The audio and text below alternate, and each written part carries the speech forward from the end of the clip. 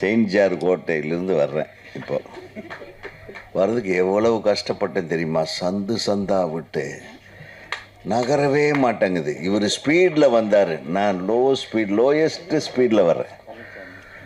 வண்டி நகரவே மாட்டேங்குது, அவ்வளவு டிராஃபிக்கு.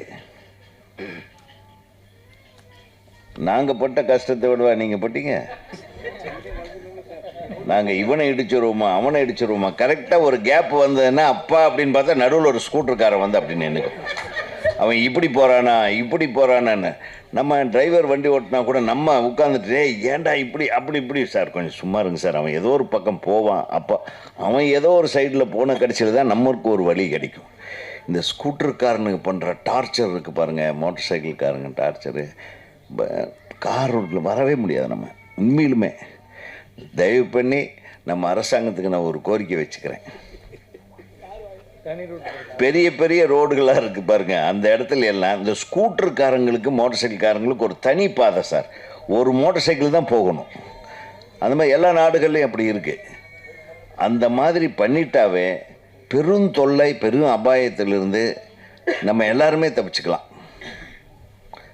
ஒரு லெஃப்ட் சைடில் ஒரு சிங்கிள் மோட்டர் சைக்கிள் போகிறதுக்கு ஒரு லேன், அதே மாதிரி ரைட் சைடில் வர்றதுக்கு அந்த ஒரு கார்னரில் ஒரு லேன் போட்டாங்கன்னா சார் நடந்து போகிறவங்க கூட பாவம் சார். இந்த மோட்டர் சைக்கிள்காரன் பண்ணுற தொல்லை தாங்க முடியல. அதுலேருந்து தப்பிச்சு நான் வந்திருக்கிறேன். ஓகேவா? இல்லை நீங்கள் தான் அதை வச்சு பேசுவீங்களா? அவர் எங்கேருந்து வர்றாரு தெரியுமா? பெருங்குடியிலேருந்து தவழ்ந்து வந்து இப்போ தான் சேர்ந்துருக்கேன். எனக்கு முன்னாடியே வந்துட்டார். அவர் பெருங்குடியிலேருந்து வர்றாரு, நான் வந்து செயின்ட் ஜார்ஜ் ஃபோர்ட்லேருந்து நான் வரேன், நீங்கள் தஞ்சாவூர்லேருந்து. எல்லோரும் ஒரே டைமில் தான் வந்துக்கிறோம். இந்த டிஸ்டன்ஸை கனெக்ட் பண்ணால் அவ்வளவு டிஸ்டன்ஸுக்கு நான் இந்த டிஸ்டன்ஸுக்கு 1.25 மணி நேரம் ஆச்சு. அப்படின்னா நாங்களும் தான் கஷ்டப்பட்டு வந்திருக்கிறோம் இந்த படத்தை வாழ்த்துவதற்காக என்பதை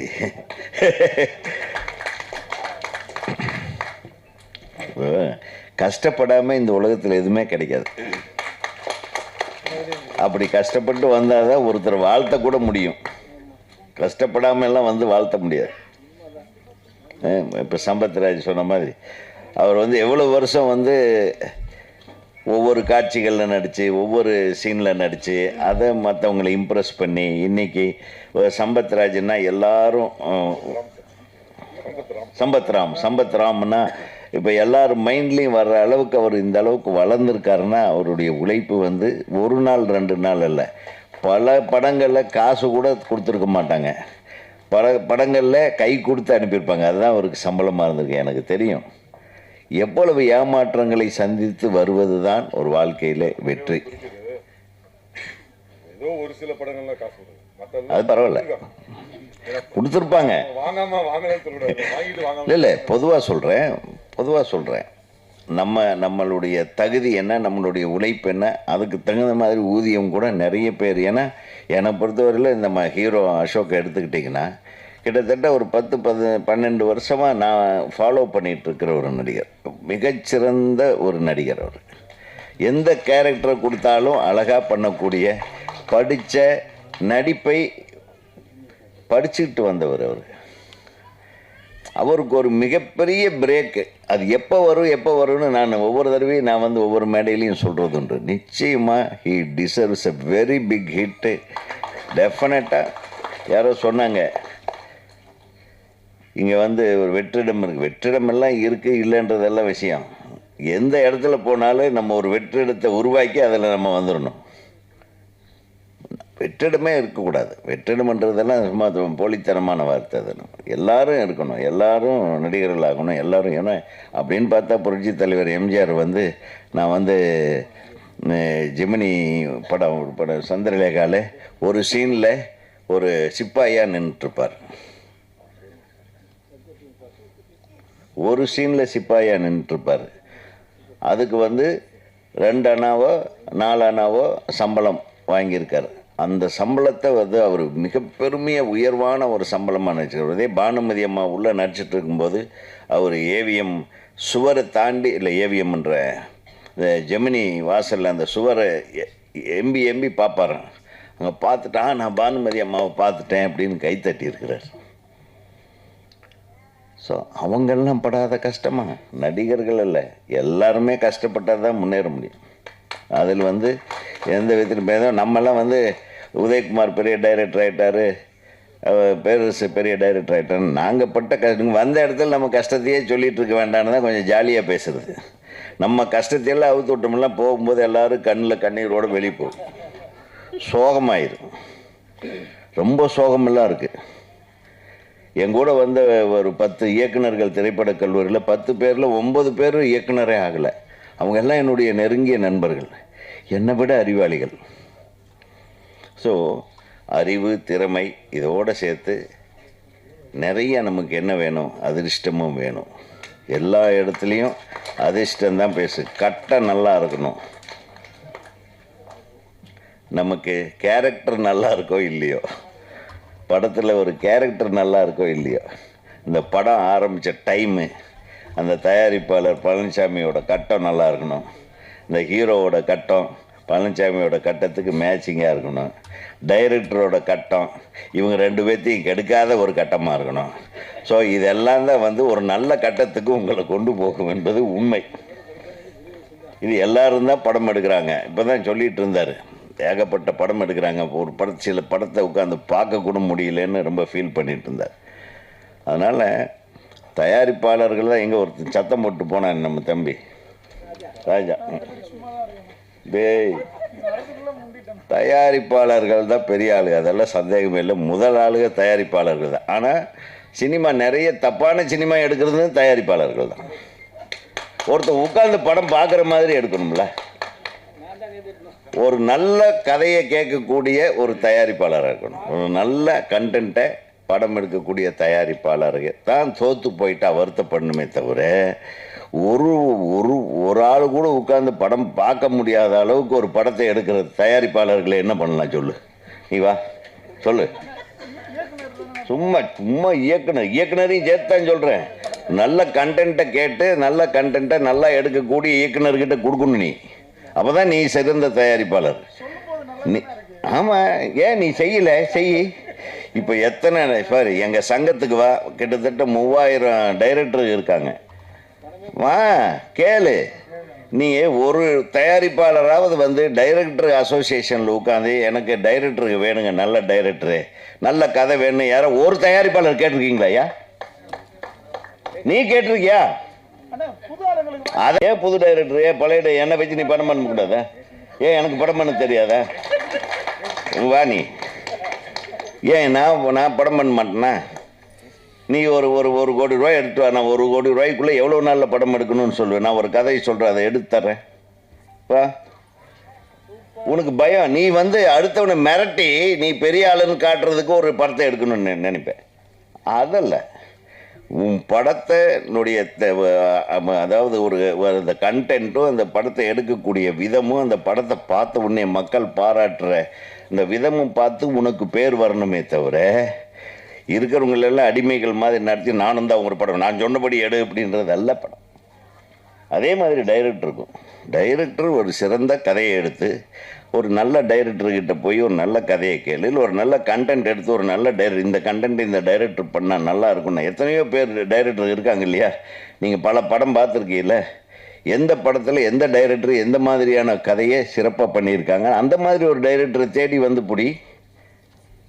நிறைய டைரக்டருக்கு வேலை இல்லாமல் இருக்காங்க, நல்ல டைரக்டருக்கு, என்னையும் சேர்த்து. சும்மா எல்லாம் பேசக்கூடாது. சும்மா நீ புது டைரக்டரை வச்சுட்டு அவனுக்கும் டைரக்ஷன் தெரிய மாட்டேங்குது, உனக்கும் கதை செலக்ட் பண்ண தெரிய மாட்டேங்குது. அப்புறம் ஏதோ நடிக்க சொல்லுது, அப்புறம் இவனுக்கு சரியாக படம் எடுக்க மாட்டேன்ற கம்ப்ளைண்ட் வேறு கொண்டு வந்து கொடுப்பீங்க டைரக்டர் அசோசியேஷன். ஐயோ, முதல்ல டைரக்டர் மெம்பரே இல்லைப்பா, நான் எப்படி கம்ப்ளைண்ட் எடுக்கிறது? புரியுதா உங்களுக்கு? அதனால தான் சொன்னேன், நான் உன்னை கம்ப்ளைண்ட் டைரக்டர் அசோசியேஷனில் மெம்பர் ஆகிடு. நாளைக்கு உன் ப்ரொடியூசருக்கு உனக்கு பிரச்சனை வந்தேன்னா நான் தான் காப்பாற்ற வேண்டியதாக இருக்கு. புரியுதா? நான் கொஞ்சம் ஓப்பனாக பேசுகிறேன். அதான் மஞ்சு விரட்டு நான் வரும்போதே தம்பி அசோக் அவர்களுடைய ஃபோனில் நான் பார்த்துட்டேன். நான் கொஞ்சம் இதுக்கு லேட்டாக வந்தேன், அதனால் என்னை மன்னிச்சிருக்கேன். அவர் 2 நாளாக என்கிட்ட பேசிகிட்ருக்காரு. எங்கள் நம்பி நம்பி ஆண்டவர். அனைவருக்கும் வணக்கம். தமிழ்நாடு திரைப்பட இயக்குனர் சங்கம் சார்பாக இந்த வடமஞ்சு விரட்டு தயாரிப்பாளருக்கும் இயக்குனருக்கும் ஹீரோவுக்கும் பொன்னாடை போர்த்துறோம். அது போர்த்துலன்றா நான் பேசிடுறேன். பொன்னாடை போர்த்தா கதையை முடிஞ்சதுன்னு அர்த்தம். இந்த பொன்னாடை போர்த்துறதே நிறுத்தணும், போரடி. ஆமாம்.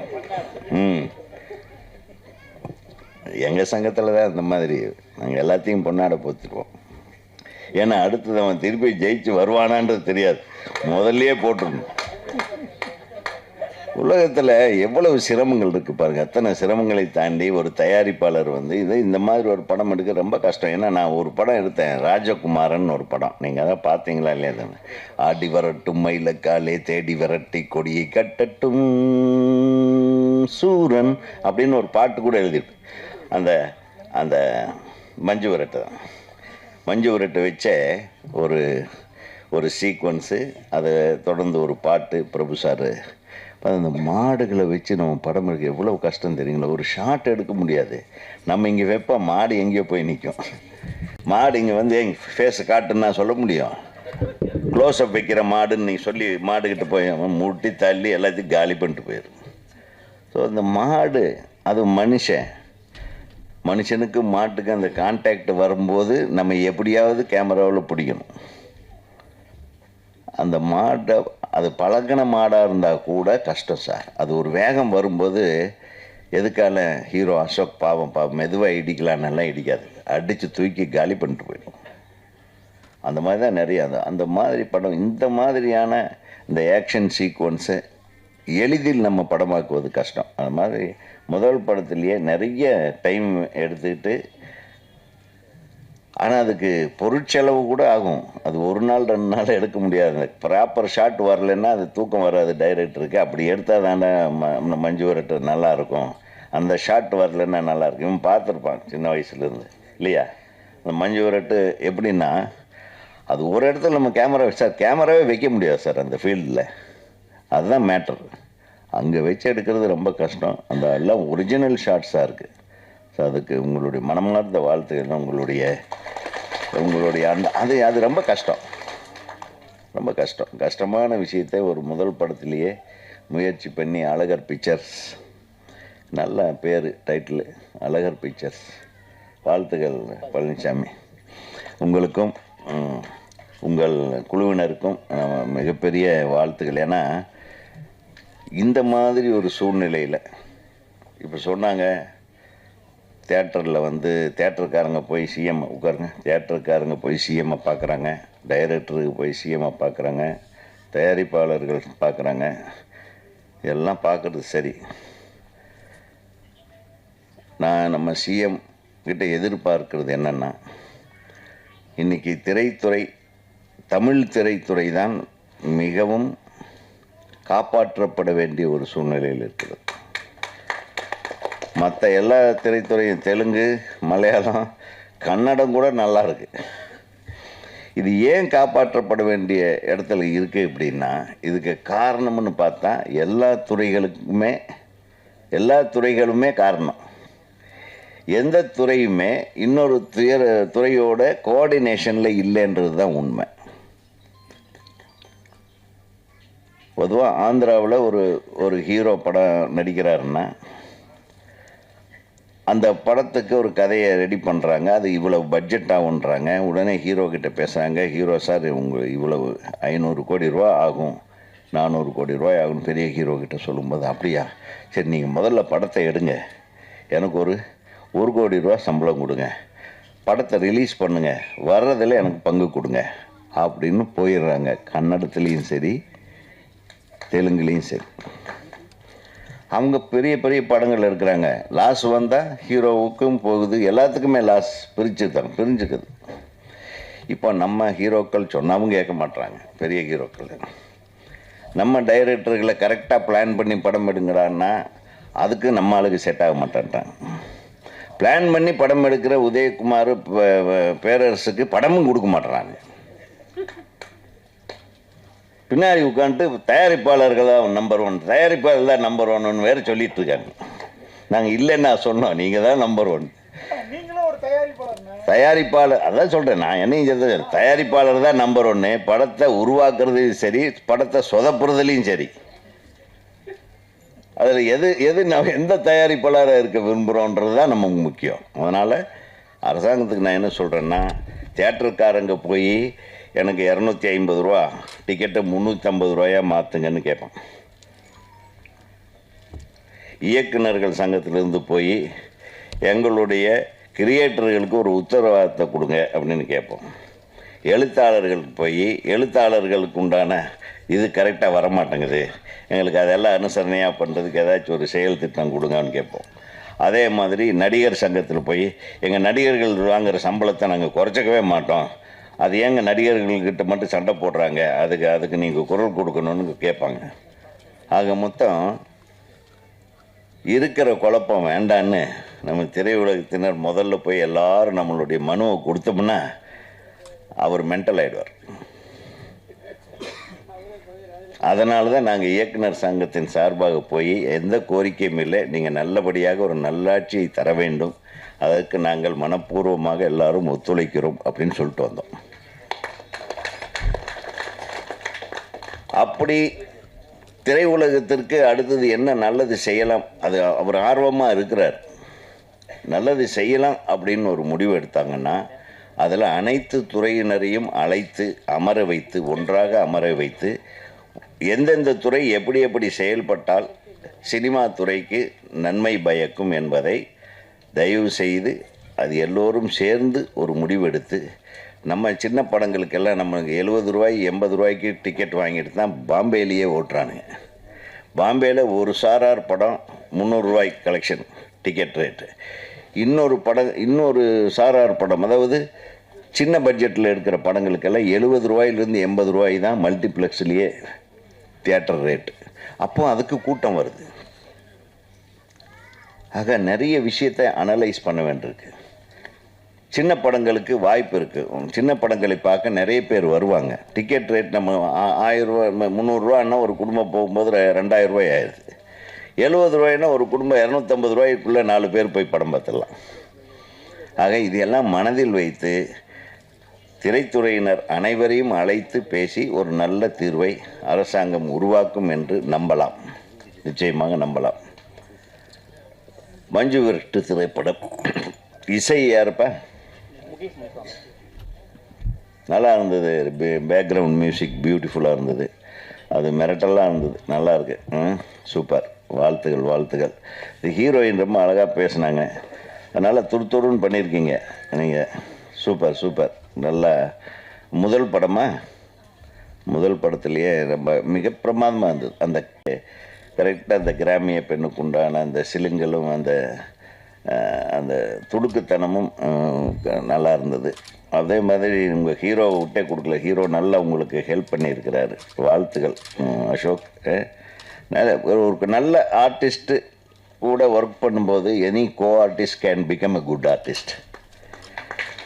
நல்ல கலைஞர்களோடு பணியாற்றும் போது எந்த புதுமுகமும் மிகச்சிறந்த முகமாக வருவதற்கு வாய்ப்புகள் அதிகம். ஆக லவ்லி. என்ன பட்ஜெட் ஆகிருக்கு வெளியில் சொல்ல முடியாதோ, வெளியில் சொல்கிறது ஒரு இப்படித்தான் சினிமா. எந்த பட்ஜெட்டாக இருந்தாலும் இந்த பெரிய பிரம்மாண்டமான பட்ஜெட் படம் மாதிரி எடுத்திருக்கீங்க, அதுக்கு இயக்குனருக்கும் தயாரிப்பாளருக்கும் ஒளிப்பதிவாளருக்கும் அது சொல்லவே வேண்டாம். கடைசியில் ஒரு நாள் வெளியே தெரிஞ்சிடும்ல, அப்போவே தெரியட்டும். இந்த திரைப்படம் மிகச்சிறப்பான திரைப்படமாக இருக்க வேண்டும். இது வெற்றி பெற எனது மனமார்ந்த வாழ்த்துக்களை தமிழ்நாடு திரைப்பட இயக்குனர்கள் சங்கத்தின் சார்பாக நான் தெரிவித்து கொண்டு, என் அன்புக்குரிய பிரியத்திற்குரிய பத்திரிகை ஊடக நண்பர்கள் எல்லாம் நிறைய பத்திரிகைகள் இப்போல்லாம் ஃபோட்டோவை போடுறதே இல்லை. ஃபோட்டோவை போட்டு இந்த படப்பிடிப்பு நடக்குது, அந்த படம் ஏதோ ஒரு நிறைய ஃபோட்டோஸ் அனுப்புங்கப்பா. ஃபோட்டோஸ் அனுப்பிச்சா போட்டுகிட்டே இருப்பாங்க. அவங்க ஒவ்வொரு வாரமும் ஃபோட்டோவை அவங்க தேடுறதுக்கு ஆள் பிடிக்க வேண்டியதாக இருக்குது. அதனால் இந்த ஃபோட்டோவே பேப்பர் பார்க்குறேன் நான், பேப்பரில் சரியாகவே ஃபோட்டோவே வர மாட்டேங்குது. ஒவ்வொரு ஃபோட்டோவுக்கும் ஒரு கதையை போடுவீங்க, அதெல்லாம் எங்கே போச்சு சாமி? அதெல்லாம் திருப்பி கொண்டு வாங்க, சினிமாவை காப்பாற்றுங்க, உங்கள் கையில் தான் இருக்குது. அதே மாதிரி இந்த படத்தை மிகச்சிறந்த படமாக்க, மிக வெற்றி படமாக அமைய உங்களுடைய ஒத்துழைப்பு தர வேண்டும் என்று கூறி நன்றி கூறி விடைபெறுகிறேன். நன்றி, வணக்கம்.